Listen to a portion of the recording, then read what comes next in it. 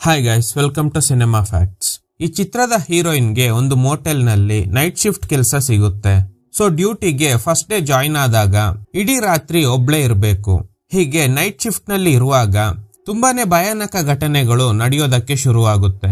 ಅಲ್ಲಿ ನಿಜವಾಗ್ಲೂ ದೆವ್ವ ಇದೆಯಾ ಅಥವಾ ಬೇರೆ ಯಾರಾದ್ರೂ ಪರ್ಪಸ್ ಆಗಿ ಹೆದರ್ಸೋ ಪ್ರಯತ್ನ ಮಾಡ್ತಿದ್ದಾರಾ ಅನ್ನೋ ಕಥೆಯನ್ನ ಸಖತ್ ಟ್ವಿಸ್ಟ್ ಜೊತೆ ನಮ್ಗೆ ಹೇಳಿದ ಚಿತ್ರನೇ ನೈಟ್ ಶಿಫ್ಟ್. ಮೂವಿ ಸ್ಟಾರ್ಟಿಂಗ್ ನಲ್ಲಿ ಒಂದು ಹುಡುಗಿ ಕಾರ್ ನಲ್ಲಿ ಹೋಗ್ತಾ ಇದ್ದಾಳೆ. ಇವಳ ಹೆಸರು ಗ್ವೇನ್, ಈ ಚಿತ್ರದ ಹೀರೋಯಿನ್. ಹೈವೇ ಪಕ್ಕದಲ್ಲಿ ಇರುವ ಒಂದು ಮೋಟೆಲ್ಗೆ ಬರ್ತಾಳೆ. ಬಂದ ಮೇಲೆ ಕಾರ್ನ ಡ್ಯಾಶ್ ಬೋರ್ಡ್ ನಲ್ಲಿ ಇದ್ದ ಒಂದು ಚೈನ್ ತಗೊಂಡು ನೇರವಾಗಿ ರಿಸೆಪ್ಷನ್ಗೆ ಬರ್ತಾಳೆ. ಯಾರಾದ್ರೂ ಇದ್ದೀರಾ ಅಂತ ನೋಡಿದ್ರೆ ಅಲ್ಲಿ ಯಾರು ಇಲ್ಲ. ಇವಳಿಗೆ ಸ್ವಲ್ಪ ಭಯ ಆಗುತ್ತೆ.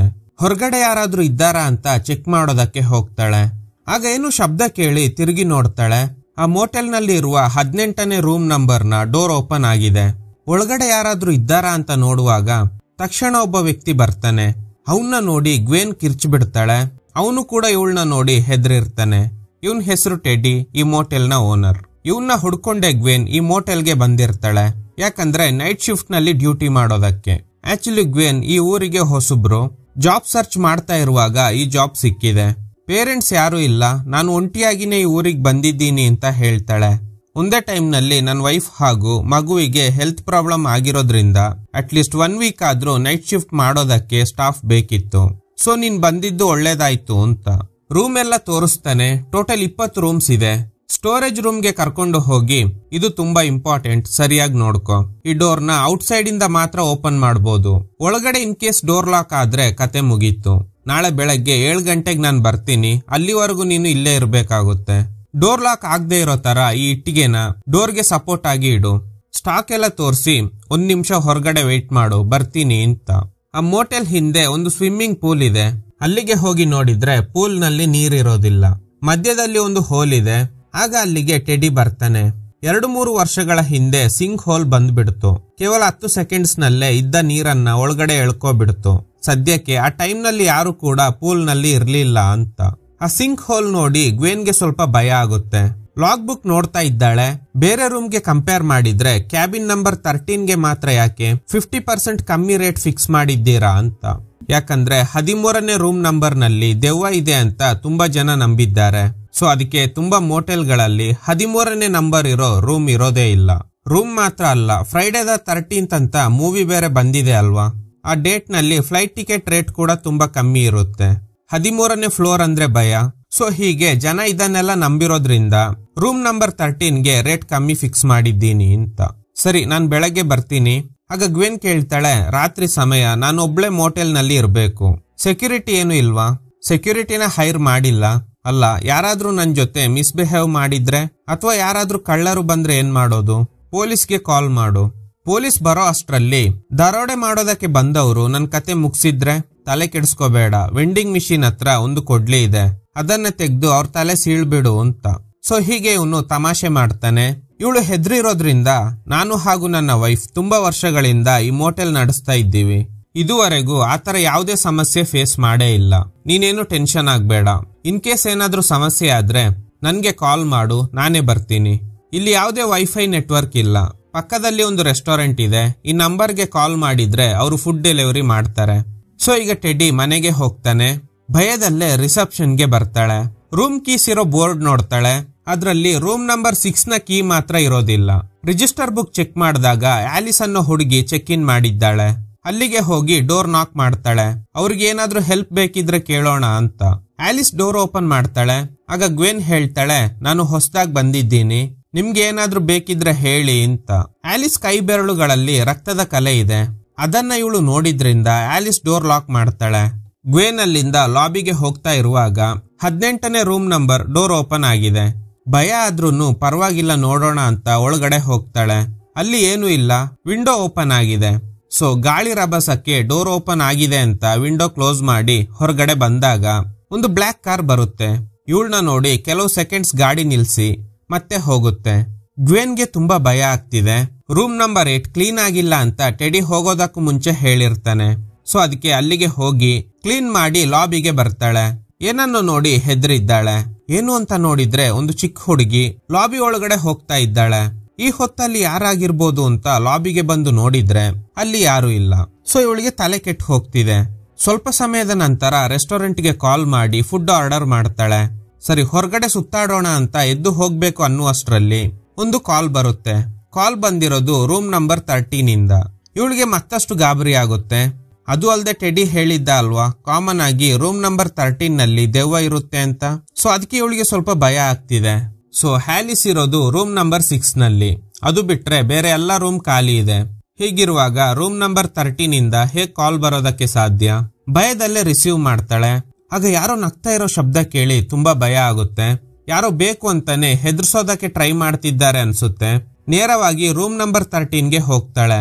ರೂಮ್ ಡೋರ್ ಓಪನ್ ಮಾಡಿ ನೋಡಿದ್ರೆ ರೂಮ್ ಪೂರ್ತಿ ಡಸ್ಟ್ ಇದೆ. ಈ ರೂಮ್ ಕ್ಲೀನ್ ಮಾಡಿ ತುಂಬಾ ದಿನ ಆಗಿದೆ ಅನ್ಸುತ್ತೆ. ಮತ್ತೆ ಹೇಗ್ ಕಾಲ್ ಬಂತು? ಮೇನ್ ರೂಮ್ ನಲ್ಲಿ ಯಾರು ಇಲ್ಲ, ಆದ್ರೆ ಬಾತ್ರೂಮ್ ನಲ್ಲಿ ಯಾರೋ ಅಜ್ಜಿ ಅಳ್ತಿರೋ ಶಬ್ದ ಕೇಳಿಸುತ್ತೆ. ಬಾತ್ರೂಮ್ ಸ್ಕ್ರೀನ್ ಓಪನ್ ಮಾಡಿ ನೋಡಿದ್ರೆ ಅಲ್ಲಿ ಯಾರು ಇಲ್ಲ. ಪೈಪ್ ಇಂದ ಶಬ್ದ ಬರ್ತಿದೆ. ಅಷ್ಟರಲ್ಲಿ ಈ ರೂಮ್ ಅಲ್ಲಿ ಇರುವ ಫೋನ್ಗೆ ಕಾಲ್ ಬರ್ತಿದೆ. ಕಾಲ್ ಬರ್ತಿರೋದು ರಿಸೆಪ್ಷನ್ ಇಂದ. ಕಾಲ್ ಪಿಕ್ ಮಾಡಿದ್ರೆ ಆ ಕಡೆಯಿಂದ ನೋ ರೆಸ್ಪಾನ್ಸ್. ಗ್ವೆನ್ಗೆ ತಲೆ ಕೆಟ್ಟು ಹೋಗ್ತಿದೆ. ಫಸ್ಟ್ ಇಲ್ಲಿಂದ ಹೊರಗಡೆ ಹೋಗ್ಬೇಕು ಅನ್ನುವಷ್ಟರಲ್ಲಿ ಮತ್ತೆ ಕಾಲ್ ಬರುತ್ತೆ. ಆಗ ಯಾವ್ದೋ ಆತ್ಮ ಕಾಲ್ ಬಂದಿರೋದು ನಿನ್ಗೇನೆ ಅಂತ ಹೇಳುತ್ತೆ. ಕಿರ್ಚ್ಕೊಂಡು ಹೊರಗಡೆ ಓಡ್ ಬರ್ತಾಳೆ. ಅಷ್ಟರಲ್ಲಿ ಆಲಿಸ್ ಬರ್ತಾಳೆ. ಕೈಯಲ್ಲಿ ಹೇರ್ ಡ್ರೈಯರ್ ಇದೆ, ಇದು ವರ್ಕ್ ಆಗ್ತಿಲ್ಲ ಅಂತ. ನೇರವಾಗಿ ಸ್ಟೋರ್ ರೂಮ್ಗೆ ಹೋಗ್ತಾಳೆ. ಬೇರೆ ಹೇರ್ ಡ್ರೈಯರ್ ಹುಡುಕಿ ಕೊಡೋಣ ಅಂತ. ಡೋರ್ ಲಾಕ್ ಆಗ್ಬಿಟ್ರೆ ಕಷ್ಟ ಅಲ್ವಾ, ಅದಕ್ಕೆ ಇಟ್ಟಿಗೆ ಇಡ್ತಾಳೆ. ಹೀಗೆ ಹುಡುಕ್ತಾ ಇರುವಾಗ ಆಲಿಸ್ ಕೇಳ್ತಾಳೆ, ಆ ರೂಮಲ್ಲಿ ಏನ್ ನೋಡಿ ಹೆದರ್ಕೊಂಡ್ರಿ? ಹಾಗೇನು ಇಲ್ಲ, ನಾನು ಆಲ್ಮೋಸ್ಟ್ 20 hours ಇಂದ ನಿದ್ದೆ ಮಾಡೇ ಇಲ್ಲ. ಬೇರೆ ಊರಿಂದ ಇಲ್ಲಿಗೆ ಡ್ರೈವ್ ಮಾಡ್ಕೊಂಡು ಬಂದಿದ್ದೀನಿ. ಬಂದ ತಕ್ಷಣ ನೈಟ್ ಡ್ಯೂಟಿ, ಸೊ ಅದಕ್ಕೆ ಸ್ವಲ್ಪ ಡಿಸ್ಟರ್ಬ್ ಆಗಿದ್ದೀನಿ ಅಂತ. ಕೊನೆಗೂ ಹೇರ್ ಡ್ರೈಯರ್ ಸಿಗುತ್ತೆ. ಆಲಿಸ್ಗೆ ಕೊಡೋದಕ್ಕೆ ಬರುವಾಗ ಆಲಿಸ್ ಗೊತ್ತಿಲ್ಲದೆ ಡೋರ್ಗೆ ಇಟ್ಟಿದ್ದ ಇಟ್ಟಿಗೆಗೆ ಕಾಲಿಂದ ಒದ್ದು ಬಿಡ್ತಾಳೆ. ಸೊ ಇಟ್ಟಿಗೆ ಮೂವ್ ಆಗಿದ್ರಿಂದ ಡೋರ್ ಲಾಕ್ ಆಗ್ಬಿಡುತ್ತೆ. ಸೊ ಈಗ ಬೆಳಗ್ಗೆ ಟೆಡಿ ಬಂದು ಡೋರ್ ಓಪನ್ ಮಾಡೋವರೆಗೂ ಇವರು ಇಲ್ಲೇ ಇರಬೇಕು. ಗಾಬರಿಯಲ್ಲಿ ಕಿರ್ಚ್ತಾ ಇದ್ದಾಳೆ, ಯಾರಾದ್ರೂ ಹೆಲ್ಪ್ ಮಾಡಿ ಅಂತ. ಈ ಮೋಟೆಲ್ ಒಂದು ಐಸೋಲೇಟೆಡ್ ಪ್ಲೇಸ್ ನಲ್ಲಿ ಇದೆ. ಸೊ ಸುತ್ತಮುತ್ತ ಯಾವುದೇ ಮನೆ ಇರೋದಿಲ್ಲ. ಸೊ ಯಾರಾದ್ರೂ ಔಟ್ಸೈಡ್ ಇಂದ ಡೋರ್ ಓಪನ್ ಮಾಡಿದ್ರೆ ಮಾತ್ರ ಇವರು ಹೊರಗಡೆ ಬರ್ಬೋದು. ಈ ಡೋರ್ ವಿಷಯ ಹೇಳಿದಾಗ ಆಲಿಸ್ಗೆ ಕೂಡ ಭಯ ಆಗುತ್ತೆ. ರೂಮ್ ಲೈಟ್ಸ್ ಬೇರೆ ಪದೇ ಪದೇ ಆನ್ ಆಫ್ ಆಗ್ತಿದೆ. ಅದಕ್ಕೆ ಆಲಿಸ್ ಕಿರ್ಚ್ತಾ ಇದ್ದಾಳೆ. ಯಾಕಂದ್ರೆ ಇವಳಿಗೆ ಕ್ಲಾಸ್ಟ್ರೋಫೋಬಿಕ್ ಅನ್ನೋ ಕಾಯಿಲೆ ಇದೆ. ಈ ಕಾಯಿಲೆ ಇರೋರಿಗೆ ಕತ್ಲೆ ಅಂದ್ರೆ ತುಂಬಾನೇ ಭಯ ಆಗುತ್ತೆ. ನನ್ ಹಿಂದೆ ಯಾರೋ ಇದ್ದಾರೆ ಅಂತೆಲ್ಲ ಹೇಳ್ತಾ ಇರೋದ್ರಿಂದ ಆಲ್ರೆಡಿ ಹೆದ್ರಿರೋ ಗ್ವೆನ್ಗೆ ಮತ್ತಷ್ಟು ಭಯ ಆಗ್ತಿದೆ. ಏನು ಅಂತ ನೋಡಿದ್ರೆ ಅವಳ ಶೋಲ್ಡರ್ ನಲ್ಲಿ ಒಂದು ಇಲಿ ಇದೆ. ಇಬ್ರು ಕಿರ್ಚ್ತಾ ಡೋರ್ ಹತ್ರ ಬರ್ತಾರೆ. ಗ್ವೆನ್ ಫುಡ್ ಆರ್ಡರ್ ಮಾಡಿದ್ಲು ಅಲ್ವಾ, ಸೊ ಫುಡ್ ಡೆಲಿವರಿ ಮಾಡೋದಕ್ಕೆ ರೆಸ್ಟೋರೆಂಟ್ ಇಂದ ಬಂದಿದ್ದ ಹುಡುಗ ಡೋರ್ ಓಪನ್ ಮಾಡ್ತಾನೆ. ಕಟ್ ಮಾಡಿದ್ರೆ ಇಬ್ರು ಫುಡ್ ಶೇರ್ ಮಾಡ್ಕೊಂಡು ತಿಂತಾ ಇದ್ದಾರೆ. ಹೀಗೆ ಮಾತಾಡ್ತಾ ಫಸ್ಟ್ ಇವಳು ರೂಮ್ ಹತ್ರ ಹೋದಾಗ ಆಲಿಸ್ ಕೈ ಬೆರಳುಗಳು ರೆಡ್ ಆಗಿತ್ತು ಅಲ್ವಾ, ಅದ್ರ ಬಗ್ಗೆ ಕೇಳ್ತಾಳೆ.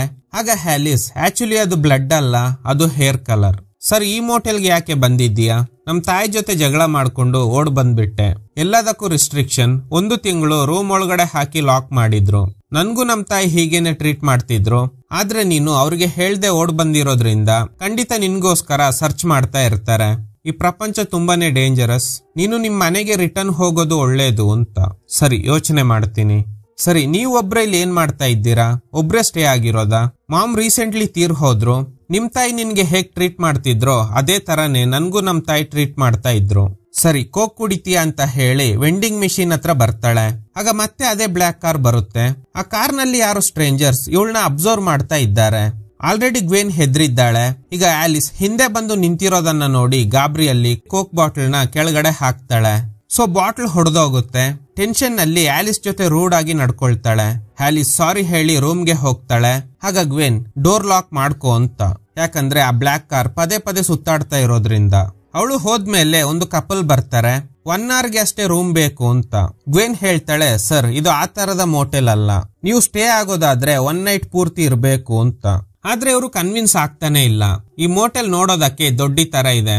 1 night ಇದ್ರೆ ನಾವು ಸತ್ ಹೋಗ್ತೀವಿ ಅನ್ಸುತ್ತೆ. ನಮ್ಗೆ ಬೇಕಾಗಿರೋದು 1 hour ಅಷ್ಟೇ. ನೋ ಸರ್, ಚಾನ್ಸೇ ಇಲ್ಲ. ಸರಿ, 1 nightಗೆ ಎಷ್ಟು ಪೇ ಮಾಡ್ಬೇಕು? $91. ಸರಿ ತಗೋ, $300 ಅಂತ ಓವರ್ ಸೀನ್ ಕ್ರಿಯೇಟ್ ಮಾಡ್ತಾ ಇದ್ದಾನೆ. ಕೀ ತಗೊಂಡು ಹೋಗುವಾಗ ಗ್ವೆನ್ ಹೇಳ್ತಾಳೆ ಸೈನ್ ಹಾಕಿ ಅಂತ. ಅದೆಲ್ಲ ಆಗೋದಿಲ್ಲ ಅಂತ ಹೇಳಿ ರೂಮ್ಗೆ ಹೋಗ್ತಾರೆ. ನೆಕ್ಸ್ಟ್ ಒಂದು ಇಲಿ ಚಿತ್ರ ಬಿಡಿಸ್ತಾ ಇದ್ದಾಳೆ. ಯಾಕಂದ್ರೆ ಸ್ಟೋರ್ ರೂಮ್ ನಲ್ಲಿ ಇಲಿ ಇತ್ತು ಅಲ್ವಾ. ಸೊ ಆ ರೂಮ್ ಒಳಗಡೆ ಹೋಗೋದಕ್ಕೂ ಮುಂಚೆ ವಾರ್ನಿಂಗ್ ತರ ಇರ್ಲಿ ಅಂತ ಡೋರ್ಗೆ ಅಂಟಿಸೋದಕ್ಕೆ ಹೋಗ್ತಾಳೆ. ಹೀಗೆ ಹೋಗುವಾಗ ಸ್ವಲ್ಪ ಸಮಯದ ಹಿಂದೆ ಕೀ ತಗೊಂಡು ಹೋಗಿದ್ದ ಕಪಲ್ ರೂಮ್ ಇಂದ ಏನೋ ಶಬ್ದ ಕೇಳ್ತಿದೆ. ಏನು ಅಂತ ನೋಡಿದ್ರೆ ಇವರು ಸ್ವಲ್ಪ ವೈಲೆಂಟ್ ಕಪಲ್ ಅನ್ಸುತ್ತೆ. ಇಂಟರ್ ಕೋರ್ಸ್ ನ ತುಂಬಾ ವೈಲೆಂಟ್ ಆಗಿ ಎಂಜಾಯ್ ಮಾಡ್ತಾ ಇದ್ದಾರೆ. ಆ ಲೇಡಿ ಅವ್ರ ಹಸ್ಬೆಂಡ್ ಗೆ ಚಾಟಿ ತಗೊಂಡು ಹೊಡಿತಾ ಇದ್ದಾಳೆ. ಈ ಲೇಡಿಗೆ ಯಾರೋ ಇವ್ರನ್ನ ಅಬ್ಸರ್ವ್ ಮಾಡ್ತಿದ್ದಾರೆ ಅಂತ ಅನ್ಸಿದ್ರಿಂದ ಹೊರಗಡೆ ಬಂದು ನೋಡ್ತಾರೆ. ಅದಕ್ಕೆ ಗ್ವೆನ್ ಕಾರ್ ಹತ್ರ ಹೈಡ್ ಆಗ್ತಾಳೆ. ಅವರು ಹೊರಗಡೆ ಹೋದ್ಮೇಲೆ ಸ್ಟೋರೇಜ್ ರೂಮ್ ಗೆ ಹೋಗಿ ಪೋಸ್ಟರ್ ಅಂಟಿಸಿ ರಿಸೆಪ್ಷನ್ ಗೆ ಹೋಗ್ಬೇಕು ಅನ್ನುವಷ್ಟರಲ್ಲಿ ಸ್ವಿಮ್ಮಿಂಗ್ ಪೂಲ್ ಇಂದ ಏನೋ ಶಬ್ದ ಕೇಳ್ತಿದೆ. ಬಂದು ನೋಡಿದ್ರೆ ಪೂಲ್ ಮಧ್ಯೆ ಇರುವ ಸಿಂಕ್ ಹೋಲ್ ಇಂದಾನೆ ಶಬ್ದ ಕೇಳ್ತಿದೆ. ಕತ್ಲೆ ಆಗಿರೋದ್ರಿಂದ ಸ್ವಲ್ಪ ಲೀನ್ ಮಾಡಿ ನೋಡಿದಾಗ ಹ್ಯಾಂಡಲ್ ಬ್ರೇಕ್ ಆಗಿ ಒಳಗಡೆ ಬಿದ್ದೋಗ್ತಾಳೆ. ಆಗ ಫಸ್ಟ್ ಸೀನ್ ನಲ್ಲಿ ತೋರಿಸಿದ್ದ ಚೈನ್ ಕೆಳಗಡೆ ಬಿದ್ದೋಗುತ್ತೆ. ಅದನ್ನ ತೆಗೆಯುವಾಗ ಸಿಂಕ್ ಹೋಲ್ ಇಂದ ಒಂದು ಪ್ರೇತಾತ್ಮ ಬರುತ್ತೆ. ಇದನ್ನ ನೋಡಿ ಗ್ವೆನ್ ಕಿರ್ಚ್ತಾ ಇದ್ದಾಳೆ, ಯಾರಾದ್ರೂ ಕಾಪಾಡಿ ಅಂತ. ಆ ಪ್ರೇತಾತ್ಮ ಇವಳ ಹತ್ರನೇ ಬರ್ತಾ ಇದೆ. ಶಬ್ದ ಕೇಳಿ ಆಲಿಸ್ ಅಲ್ಲಿಗೆ ಬರ್ತಾಳೆ. ಕೈ ಕೊಟ್ಟು ಮೇಲೆ ಎಳ್ಕೊಳ್ತಾಳೆ. ಮೇಲೆ ಬಂದ್ಮೇಲೆ ಪೂಲ್ ನೋಡಿದಾಗ ಅಲ್ಲಿ ಏನು ಇರೋದಿಲ್ಲ. ಕಟ್ ಮಾಡಿದ್ರೆ ಆಲಿಸ್ ರಿಸೆಪ್ಷನ್ ಗೆ ಕರ್ಕೊಂಡು ಬರ್ತಾಳೆ. ಇಬ್ರು ಡ್ರಿಂಕ್ ಮಾಡ್ತಾರೆ. ಆಗ ಹೊರಗಡೆ ಯಾರೋ ಮಾತಾಡ್ತಿರೋ ಶಬ್ದ ಕೇಳಿಸುತ್ತೆ. ಅದು ಆ ಕಪಲ್ ಈ ಮೋಟೆಲ್ ಇಂದ ಹೊರಟು ಹೋಗ್ತಾ ಇದ್ದಾರೆ. ಗ್ವೆನ್ ಆಲಿಸ್ ನ ಕೇಳ್ತಾಳೆ, ಹೊರಗಡೆ ಒಂದು ಬ್ಲಾಕ್ ಕಲರ್ ಕಾರ್ ಸುತ್ತಾಡ್ತಿದೆ, ನೀನು ನೋಡ್ದ ಅಂತ. ಇಲ್ಲ. ಈಗ ಗ್ವೆನ್ ಒಂದು ಶಾಕಿಂಗ್ ವಿಷಯ ಹೇಳ್ತಾಳೆ. ಅದೇನಂದ್ರೆ ಗ್ವೆನ್ ಆಲಿಸ್ ಏಜ್ ನಲ್ಲಿ ಇರುವಾಗ ಒಂದಿನ ವಾಲ್ಟನ್ ಗ್ರೇ ಅನ್ನೋ ಸೈಕೋ ಇವ್ರ ಮನೆನ ಬ್ರೇಕ್ ಮಾಡಿ ಒಳಗಡೆ ಬಂದ ಮೇಲೆ ಇವ್ರ ತಾಯಿನ ಬ್ರೂಟಲ್ ಆಗಿ ಕೊಲೆ ಮಾಡಿದ್ದಾನೆ. ನಂತರ ಗ್ವೆನ್ ಗೆ ಇಬ್ರು ಸಿಸ್ಟರ್ಸ್ ಇದ್ರು, ಅವ್ರನ್ನ ಕೂಡ ಕೊಲೆ ಮಾಡಿರ್ತಾನೆ. ಈ ಘಟನೆಯಲ್ಲಿ ಎಸ್ಕೇಪ್ ಆಗಿರೋದು ಗ್ವೆನ್ ಮಾತ್ರ. ಅಷ್ಟರಲ್ಲಿ ಪೊಲೀಸರು ಬಂದು ವಾಲ್ಟನ್ ಗ್ರೇನ ಅರೆಸ್ಟ್ ಮಾಡಿರ್ತಾರೆ. ವಾಲ್ಟನ್ ಗ್ರೇ ಸೈಕೋ ಆಗಿರೋದ್ರಿಂದ ಒಂದು ಮೆಂಟಲ್ ಅಸೈಲಮ್ ನಲ್ಲಿ ಟ್ರೀಟ್ಮೆಂಟ್ ಕೊಡಿಸಿರ್ತಾರೆ. ಆದ್ರೆ 2 ದಿನಗಳ ಹಿಂದೆ ಅವನು ಅಸೈಲಮ್ ಇಂದ ಎಸ್ಕೇಪ್ ಆಗಿದ್ದಾನೆ. ಈ ಇನ್ಫಾರ್ಮೇಶನ್ ಇವಳಿಗೆ ಸಿಕ್ಕಿದೆ. ಮೇಲ್ ಬಾಕ್ಸ್ ನಲ್ಲಿ ಈ ಚೈನ್ ಕೂಡ ಸಿಕ್ಕಿರುತ್ತೆ. ಆಕ್ಚುಲಿ ಇದು ಅವ್ರ ತಾಯಿ ಸಾಯೋ ಸಂದರ್ಭದಲ್ಲಿ ಅವ್ರ ಕತ್ತಲ್ಲಿ ಇದ್ದಿರುತ್ತೆ. ಈಗ ಈ ಚೈನ್ ಇವಳ ಅಡ್ರೆಸ್ಗೆ ಬಂದಿರೋದ್ರಿಂದ ಇವಳಿಗೆ ತುಂಬಾ ಭಯ ಆಗ್ತಿದೆ. ವಾಲ್ಟನ್ ಗ್ರೇ ಇವ್ರ ಫ್ಯಾಮಿಲಿನ ಟಾರ್ಗೆಟ್ ಮಾಡಿ ಸಾಯಿಸಿದಾಗ ಗ್ವೆನ್ ಮಾತ್ರ ಸರ್ವೈವ್ ಆಗಿದ್ಲು ಅಲ್ವಾ. ಸೊ ಅದಕ್ಕೆ ಇವಳನ್ನ ಸಾಯಿಸೋದಕ್ಕೆ ಅಂತಾನೆ ಮೆಂಟಲ್ ಅಸೈಲಮ್ ಇಂದ ಎಸ್ಕೇಪ್ ಆಗಿದ್ದಾನೆ. ಅವನಿಗೆ ಹೆದ್ರಿ ಸ್ವಂತ ಊರನ್ನ ಬಿಟ್ಟು ಈ ಊರಿಗೆ ಬಂದಿದ್ದೀನಿ ಅಂತ. ಸೊ ಅದಕ್ಕೇನೆ ಗ್ವೆನ್ ಏನೇ ನೋಡಿದ್ರು ಹೆದರ್ತಾ ಇದ್ದಾಳೆ. ಆ ಬ್ಲಾಕ್ ಕಾರ್ ಬೇರೆ ಇಲ್ಲೇ ಸುತ್ತಾಡ್ತಾ ಇರೋದ್ರಿಂದ ಮೇ ಬಿ ಅವನು ಇವಳನ್ನ ಫಾಲೋ ಮಾಡ್ಕೊಂಡು ಬಂದಿರ್ಬೋದು ಅಂತ ಹೆದರ್ಕೊಳ್ತಾ ಇದ್ದಾಳೆ. ಆಗ ಹ್ಯಾಲಿಸ್ ಹೇಳ್ತಾಳೆ, ನಾವು ಪೊಲೀಸ್ಗೆ ಕಾಲ್ ಮಾಡೋಣ ಅಂತ. ಸರಿ, ನಾನ್ ಕಾಲ್ ಮಾಡ್ತೀನಿ. ಏನೇ ನಡೆದ್ರು ಡೋರ್ ಮಾತ್ರ ಓಪನ್ ಮಾಡಬೇಡ ಅಂತ ಹೇಳಿ ಅಲ್ಲಿಗೆ ಹೋಗುವಾಗ ಹ್ಯಾಲಿಸ್ ಹೇಳ್ತಾಳೆ, ನೀವು ಹೇಳಿದ್ದು ನನ್ಗೆ ಅರ್ಥ ಆಯ್ತು, ಫ್ಯಾಮಿಲಿನೇ ಮುಖ್ಯ. ನಾಳೆ ನಾನು ನಮ್ ತಾಯಿನ ಭೇಟಿಯಾಗೋದಕ್ಕೆ ಹೋಗ್ತೀನಿ ಅಂತ. ಸರಿ, ಸೇಫ್ ಆಗಿ ಇರು ಅಂತ ಹೇಳಿ ರಿಸೆಪ್ಷನ್ ಗೆ ಬರುವಾಗ ಮತ್ತೆ ಯಾವ್ದೋ ಚಿಕ್ಕ ಹುಡುಗಿಯ ಆತ್ಮ ರಿಸೆಪ್ಷನ್ ಒಳಗಡೆ ಹೋಗ್ತಾ ಇದೆ. ಬಂದು ನೋಡಿದ್ರೆ ಅಲ್ಲಿ ಯಾರು ಇಲ್ಲ. ಯಾಕೆ ಹೀಗೆ ಪದೇ ಪದೇ ಆಗ್ತಿದೆ? ಮೋಟೆಲ್ ನ ಫ್ರಂಟ್ ಕ್ಯಾಮರಾದಲ್ಲಿ ನೋಡಿದಾಗ ಹುಡುಗಿಯ ಆತ್ಮ ದೂರದಲ್ಲಿ ನಿಂತಿದೆ. ವಿಂಡೋ ಇಂದ ನೋಡಿದಾಗ ಅಲ್ಲಿ ಯಾರು ಇಲ್ಲ. ಮತ್ತೆ ಡಿಸ್ಪ್ಲೇ ನಲ್ಲಿ ನೋಡಿದಾಗ ಅದು ಸ್ವಲ್ಪ ಮುಂದೆ ಬಂದಿದೆ. ವಿಂಡೋ ಇಂದ ನೋಡಿದಾಗ ಕಾಣಿಸ್ತಾನೆ ಇಲ್ಲ. ಆದ್ರೆ ಕ್ಯಾಮರಾದಲ್ಲಿ ನೋಡಿದ್ರೆ ಆ ಆತ್ಮ ನಿಧಾನವಾಗಿ ಹತ್ರ ಬರ್ತಿದೆ. ಆದ್ರೆ ಈಗ ಡಿಸ್ಪ್ಲೇ ನಲ್ಲೂ ಕಾಣಿಸ್ತಾ ಇಲ್ಲ, ಹೊರಗಡೆನೂ ಇಲ್ಲ. ನೋಡಿದ್ರೆ ಡೆಸ್ಕ್ ಹತ್ರನೇ ಆತ್ಮ ಬಂದಿದೆ. ಅದು ಗ್ವೆನ್ ಹತ್ರ ನಿಧಾನವಾಗಿ ಬರ್ತಾ ಇದೆ. ಇವಳಿಗೆ ತುಂಬಾ ಭಯ ಆಗುತ್ತೆ. ಒಂದು ರೂಮ್ ಒಳಗಡೆ ಹೋಗಿ ಡೋರ್ ಲಾಕ್ ಮಾಡ್ತಾಳೆ. ಟೆಡ್ಡಿಗೆ ಕಾಲ್ ಮಾಡಿ ಬಾಯಿಗೆ ಬಂದಂಗೆ ಬೈತಾ ಇದ್ದಾಳೆ. ಈ ಮೋಟೆಲ್ ನಲ್ಲಿ ದೆವ್ವ ಇದೆ ಅಂತ ಗೊತ್ತಿದ್ದು ನನ್ನ ಹೈರ್ ಮಾಡಿದ್ಯಾ ಅಲ್ವಾ, ನಿನ್ಗೆ ಯಾವ್ದ್ರಲ್ಲಿ ಹೊಡಿಬೇಕು ಅಂತ. ಆಗ ಟೆಡಿ ಹೇಳ್ತಾನೆ, ಏನ್ ಹೇಳ್ತಾ ಇದ್ದೀಯಾ, 20 ವರ್ಷದಿಂದ ಈ ಮೋಟೆಲ್ ನಡೆಸ್ತಾ ಇದ್ದೀನಿ, ನನ್ಗೆ ಇದುವರೆಗೂ ಆತರ ಯಾವುದೇ ಎಕ್ಸ್ಪೀರಿಯನ್ಸ್ ಆಗಿಲ್ಲ. ನಾಳೆ ಬೆಳಗ್ಗೆ ಬೇಗ ಬಾ, ಇದೇ ನನ್ನ ಲಾಸ್ಟ್ ಶಿಫ್ಟ್, ಇನ್ಮುಂದೆ ನಾನು ಇಲ್ಲಿ ಕೆಲಸ ಮಾಡೋದಿಲ್ಲ ಅಂತ ಹೇಳಿ ಕಾಲ್ ಕಟ್ ಮಾಡ್ತಾಳೆ. ಮತ್ತೆ ರಿಸೆಪ್ಷನ್ ಗೆ ಬಂದು ನೋಡಿದ್ರೆ ಯಾರೋ ಸ್ಟ್ರೇಂಜರ್ ಇದ್ದಾನೆ. ಅವನು ತಿರುಗಿ ನೋಡಿದಾಗ ಗ್ವೆನ್ಗೆ ಅವನ್ನ ನೋಡಿ ತುಂಬಾ ಭಯ ಆಗುತ್ತೆ. ಯಾಕಂದ್ರೆ ಗ್ವೆನ್ ಹೇಳಿದ್ಲು ಅಲ್ವಾ, ವಾಲ್ಟನ್ ಗ್ರೇ ಅನ್ನೋ ವ್ಯಕ್ತಿ ಇವಳನ್ನ ಫಾಲೋ ಮಾಡ್ತಿದ್ದಾನೆ ಅಂತ. ಆ ಸೈಕೋ ಇವನೇ. ಆಕ್ಚುಲಿ ಇವಳು ಯಂಗ್ ಆಗಿರುವಾಗ್ಲೇ ಇವ್ರ ಫ್ಯಾಮಿಲಿ ಮೇಲೆ ಅಟ್ಯಾಕ್ ಮಾಡಿ ಸಾಯಿಸಿರ್ತಾನೆ. ಪ್ರಾಪರ್ ಆಗಿ ಇವಳ ಫೇಸ್ ಇವನ್ಗೆ ನೆನ್ಪಿಲ್ಲ, ಆದ್ರೆ ಇವಳಿಗೆ ನೆನ್ಪಿದೆ ಅಲ್ವಾ, ಅದಕ್ಕೆ ಗಾಬರಿ ಆಗ್ತಿದ್ದಾಳೆ. ಅದಕ್ಕೆ ಅವನೇ ಕೇಳ್ತಾನೆ, ಯಾಕೆ ಗಾಬರಿ ಆಗ್ತಿದೀಯಾ ಅಂತ. ಇಲ್ಲ ಸರ್, ಚಳಿ ಆಗ್ತಿದೆ ಅಲ್ವಾ ಅದಕ್ಕೆ. ಸರಿ, ನನ್ಗೆ ರೂಮ್ ಬೇಕಿತ್ತು, ನಿನ್ನೆ ಎಲ್ಲೋ ನೋಡಿದ್ದೀನಿ. ನೋ ಸರ್, ಚಾನ್ಸೇ ಇಲ್ಲ. ಸರಿ, ರೂಮ್ ಕೀ ಕೊಡು. ಚೆಕ್ ಇನ್ ಮಾಡಿ 12ನೇ ರೂಮ್ ನಂಬರ್ ನ ಕೀ ಕೊಡ್ತಾಳೆ. ಸರಿ ಬಾ, ರೂಮ್ ತೋರ್ಸು. ಆಗ ತಕ್ಷಣ ರೂಮ್ ನಂಬರ್ 8 ನ ಕೀ ತೆಗೆದು ಈ ರೂಮ್ ನ ಈಗ ಅಷ್ಟೇ ಕ್ಲೀನ್ ಮಾಡಿದ್ದೀನಿ ಅಂತ ಹೇಳಿ ಕರ್ಕೊಂಡು ಹೋಗ್ತಾಳೆ. ರಿಸೆಪ್ಷನ್ ಇಂದ ಹೊರಗಡೆ ಬರುವಾಗ ನೋಡ್ತಾಳೆ ಅದೇ ಬ್ಲಾಕ್ ಕಾರ್. ಸೊ ಹಾಗಾದ್ರೆ ಇಷ್ಟೊತ್ತು ಇಲ್ಲಿ ಸುತ್ತಾಡ್ತಾ ಇದ್ದಿದ್ದು ಇವನೇ ಅನ್ನೋದು ಕನ್ಫರ್ಮ್ ಆಗುತ್ತೆ. ರೂಮ್ ತೋರಿಸಿ ನೋಡಿ, ಅಲ್ಲಿ ಕ್ವೀನ್ ಬೆಡ್ ಇದೆ, ಟವಲ್ ಏನಾದ್ರೂ ಬೇಕಿದ್ರೆ ಕೇಳಿ, 1 ನಿಮಿಷ ರೆಸ್ಟ್ ರೂಮ್ ಕ್ಲೀನ್ ಆಗಿದ್ಯಾ ನೋಡ್ತೀನಿ ಅಂತ ಹೇಳಿ ಒಳಗಡೆ ಹೋಗ್ತಾಳೆ. ಇವನು ವಿಂಡೋ ಇಂದ ನೋಡ್ತಾ ಇದ್ದಾನೆ ಯಾರಾದ್ರೂ ಇದ್ದಾರಾ ಅಂತ. ಅಷ್ಟರಲ್ಲಿ ಗ್ವೇನ್ ಕೈಯಲ್ಲಿ ಸಿಸರ್ ಹಿಡ್ಕೊಂಡು ಇವನ್ ಹಿಂದೆನೆ ನಿಂತಿದ್ದಾಳೆ. ಅವನು ತಿರುಗ್ದಾಗ ಅವನ್ ಕತ್ತಿಗೆ ಚುಚ್ಚು ಬಿಡ್ತಾಳೆ. ಈಗ ಇವನು, ಗ್ವೇನ್, ನಾನು ನಿನ್ಗೆ ನೆನ್ಪಿಲ್ವಾ? ಗೊತ್ತು, ವಾಲ್ಟನ್ ಗ್ರೇ. ನನ್ ಫ್ಯಾಮಿಲಿನ ಸಾಯಿಸಿ ಈಗ ನನ್ನ ಸಾಯಿಸೋದಕ್ಕೆ ಬಂದಿದ್ಯಾ ಅಲ್ವಾ? ಈಗ್ಲೇ ಶಾಕಿಂಗ್ ಟ್ವಿಸ್ಟ್. ಯಾರದು ವಾಲ್ಟನ್ ಗ್ರೇ? ನಾನು ನಿನ್ನ ಡಾಕ್ಟರ್. ಈಗ ಗೊತ್ತಾಗೋದು ಏನಂದ್ರೆ, ಕಳೆದ 12 ವರ್ಷಗಳಿಂದ ಗ್ವೇನ್ಗೆ ಈ ಡಾಕ್ಟರ್ರೇ ಒಂದು ಮೆಂಟಲ್ ಅಸೈಲಮ್ ನಲ್ಲಿ ಟ್ರೀಟ್ಮೆಂಟ್ ಕೊಡ್ತಾ ಇದ್ದಾರೆ. ಇವಳು ಹೇಳ್ತಿದ್ಲು ಅಲ್ವಾ, ವಾಲ್ಟನ್ ಗ್ರೇ ನನ್ ಫ್ಯಾಮಿಲಿ ಮೆಂಬರ್ಸ್ ನ ಸಾಯಿಸ್ಬಿಟ್ಟ ಅಂತ. ಆ ವಾಲ್ಟನ್ ಗ್ರೇ ಬೇರೆ ಯಾರು ಅಲ್ಲ, ಅದು ಇವಳೆ. ಸ್ವಂತ ಫ್ಯಾಮಿಲಿನ ಸಾಯಿಸಿರೋ ಒಬ್ಳು ಸೈಕೋ ಪೇಷಂಟ್. ಒಂದು ಸೀನ್ ನಲ್ಲಿ ಆಲಿಸ್ಗೆ ಹೇಳಿರ್ತಾಳೆ ಅಲ್ವಾ, 2 ದಿನಗಳ ಹಿಂದೆ ಆ ಸೈಕೋ ಮೆಂಟಲ್ ಅಸೈಲಮ್ ಇಂದ ಎಸ್ಕೇಪ್ ಆಗಿದ್ದಾನೆ ಅಂತ. ಆ ಎಸ್ಕೇಪ್ ಆಗಿರೋ ಸೈಕೋ ಇವಳೇ ಆಗಿರ್ತಾಳೆ. ಅದಕ್ಕೇನೆ ಡಾಕ್ಟರ್ ಇವಳನ್ನ ಹುಡ್ಕೊಂಡು ಬಂದಿರ್ತಾರೆ. ಡಾಕ್ಟರ್ ಕೇಳ್ತಾ ಇದ್ದಾರೆ, ನಿಮ್ ಫ್ಯಾಮಿಲಿ ಮೆಂಬರ್ಸ್ ನ ಹೇಗ್ ಕೊಲೆ ಮಾಡ್ದೆ ಅನ್ನೋದು ನೆನ್ಪಾಗ್ತಿದ್ಯಾ ಅಂತ. ಆದ್ರೆ ಇವಳಿಗೆ ನೆನ್ಪಿಲ್ಲ. ಇಲ್ಲ, ನಾನು ಗ್ವೇನ್, ನೀನೇ ವಾಲ್ಟನ್ ಗ್ರೇ ಅಂತ ಹೇಳ್ತಾ ಇದ್ದಾಳೆ. ಹೇಗೆ ಇವಳು ಫ್ಯಾಮಿಲಿ ಮೆಂಬರ್ಸ್ ನ ಸಾಯಿಸಿದ್ಲು ಅಂತ ತೋರಿಸ್ತಾರೆ. ಒಬ್ಳು ಸಿಸ್ಟರ್ ನ ಬಾತ್ ಟಬ್ ನಲ್ಲಿ ಮುಳುಗಿಸಿ ಇನ್ನೊಬ್ಬಳನ್ನ ಚಾಕುಯಿಂದ ಚುಚ್ಚಿ, ಹಾಗೇನೆ ಅವ್ರ ತಾಯಿ ಮಲಗಿರುವಾಗ ಸುತ್ತಿಗೆಯಿಂದ ಹೊಡೆದು ಸಾಯಿಸಿರ್ತಾಳೆ. ಈಗ ಅಲ್ಲಿ 3 ಆತ್ಮಗಳು ಇರೋದನ್ನ ನೋಡ್ತಾಳೆ, ಅವ್ರ ತಾಯಿ ಹಾಗೂ 2 ಸಿಸ್ಟರ್ಸ್. ಮೂವಿ ಸ್ಟಾರ್ಟಿಂಗ್ ಇಂದ ಇವಳು ನೋಡ್ತಿರೋದು ಆತ್ಮಗಳೇ. ಇವಳೇ ಕೊಂದಿದ್ದ ಇವಳ ಫ್ಯಾಮಿಲಿ ಮೆಂಬರ್ಸ್ ನ ಆತ್ಮಗಳು. ಈ ಡಾಕ್ಟರ್ ಹೇಳ್ತಿರೋದು ಕೇಳಿ ಇವಳಿಗೆ ಶಾಕ್ ಆಗುತ್ತೆ. ಸೊ ಹಾಗಾದ್ರೆ ವಾಲ್ಟನ್ ಗ್ರೇ ಯಾರು? ಅವನ ಹೆಸರು ಹೇಗೆ ನನ್ಗೆ ನೆನ್ಪಿದೆ ಅಂತ. ವಾಲ್ಟನ್ ಗ್ರೇ ಅನ್ನೋದು ನೀನೆ ಕ್ರಿಯೇಟ್ ಮಾಡಿರೋ ಕ್ಯಾರೆಕ್ಟರ್. ಗ್ವೇನ್ ಟೇಲರ್ ನಿನ್ನ ಹೆಸರು. ಅದನ್ನ ಸಫಲ್ ಮಾಡಿದ್ರೆ ಅದರ ಆನಾಗ್ರಾಮ್ ವಾಲ್ಟನ್ ಗ್ರೇ ಆಗುತ್ತೆ. ನಿನ್ನ ಇಮ್ಯಾಜಿನೇಷನ್ ನಲ್ಲೇ ನೀನೆ ಕ್ರಿಯೇಟ್ ಮಾಡಿದ್ದ ಕ್ಯಾರೆಕ್ಟರ್ ಈ ವಾಲ್ಟನ್ ಗ್ರೇ. ಹಾಗೇನೆ ನೆಕ್ಲೆಸ್ ನೋಡ್ತಾಳೆ. 12 ವರ್ಷಗಳಿಂದ ಅದನ್ನ ನಾನೇ ಇಟ್ಟಿದ್ದೀನಿ. 2 ದಿನಗಳ ಹಿಂದೆ ಅಷ್ಟೇ ಅದನ್ನ ನಾನು ನಿನ್ಗೆ ಕೊಟ್ಟಿದ್ದೆ. ಅದು ನಿನ್ ಕೈಗೆ ಸಿಕ್ಕಿದ್ಮೇಲೆ ನೀನು ಎಸ್ಕೇಪ್ ಆಗ್ಬಿಟ್ಟೆ ಅಂತ. ಕೆಳಗಡೆ ಬಿದ್ದಿದ್ದ ಸೀಸರ್ ತಗೊಂಡು ನಾನು ನಿನ್ನ ನಂಬೋದಿಲ್ಲ ಅಂತ ಹೇಳಿ ಡಾಕ್ಟರ್ ಹತ್ರ ಬರ್ತಾಳೆ. ಹಾಗೆ ಕಟ್ ಮಾಡಿದ್ರ ಹೊರಗಡೆ ವ್ಯಾನ್ ನಲ್ಲಿ 2 ಇದ್ದಾರೆ. ಆಕ್ಚುಲಿ ಡಾಕ್ಟರ್ 2 ಸ್ಟಾಫ್ ಜೊತೆನೆ ಬಂದಿರ್ತಾರೆ. ಗ್ವೇನ್ ನ ಹಿಡ್ಕೊಂಡು ಹೋಗೋದಕ್ಕೂ ಮುಂಚೆ ಇಂಜೆಕ್ಷನ್ ಕೊಟ್ಟು ಅವಳು ಅನ್ಕಾನ್ಶಿಯಸ್ ಆದ್ಮೇಲೆ ಕರ್ಕೊಂಡು ಹೋಗ್ಬೇಕು ಅಂತಾನೆ ಮೋಟೆಲ್ ಒಳಗಡೆ ಬಂದಿರ್ತಾರೆ. 2 ಹೊರಗಡೆ ವೆಯ್ಟ್ ಮಾಡ್ತಾ ಇದ್ದಾರೆ. ಅಷ್ಟ್ರಲ್ಲಿ ಗ್ವೇನ್ ಹೊರಗಡೆ ಬರ್ತಾಳೆ. ಅವಳನ್ನ ನೋಡಿ ಇವರಿಬ್ರು ಅವಳನ್ನ ಹಿಡಿಯೋದಕ್ಕೆ ಓಡ್ ಬರ್ತಾರೆ. ಇದನ್ನ ಆಲಿಸ್ ನೋಡ್ತಾಳೆ. ಒಳಗಡೆ ಬಂದು ನೋಡಿದ್ರೆ ಆ ಡಾಕ್ಟರ್ ನಾಲಿಗೆ ಕಟ್ಟಾಗಿ ಕೆಳಗಡೆ ಬಿದ್ದಿದೆ. ಇವಳನ್ನ ಓಡಿಸ್ಕೊಂಡು ಬಂದಿದ್ದ 2 ಸ್ಟಾಫ್ಗೆ ತುಂಬಾ ಇಂಜುರಿ ಆಗಿ ಸಾಯೋ ಸ್ಟೇಜ್ ನಲ್ಲಿ ಇದ್ದಾರೆ.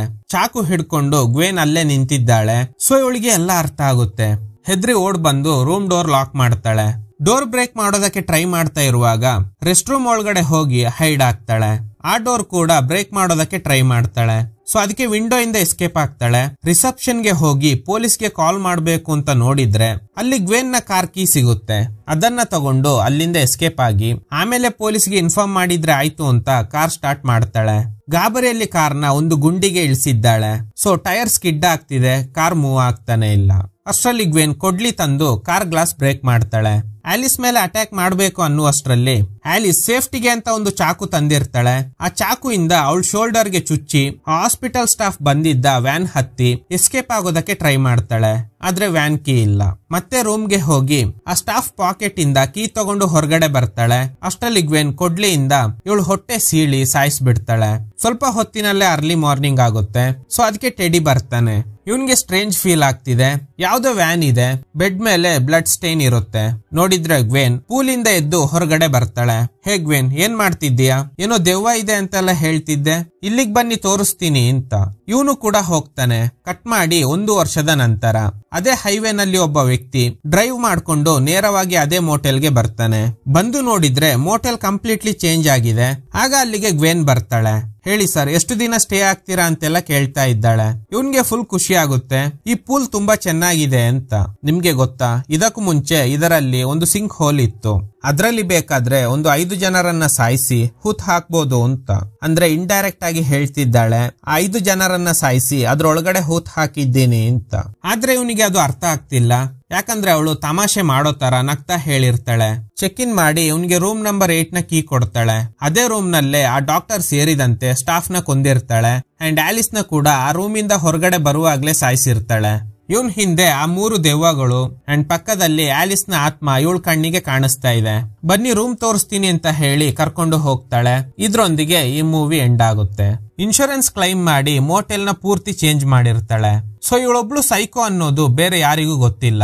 ಗೊತ್ತಿದ್ದ 5 ಜನರನ್ನ ಸಾಯಿಸಿ ಆ ಸಿಂಕ್ ಹೋಲ್ ನಲ್ಲಿ ಹೂತು ಹಾಕಿರ್ತಾಳೆ.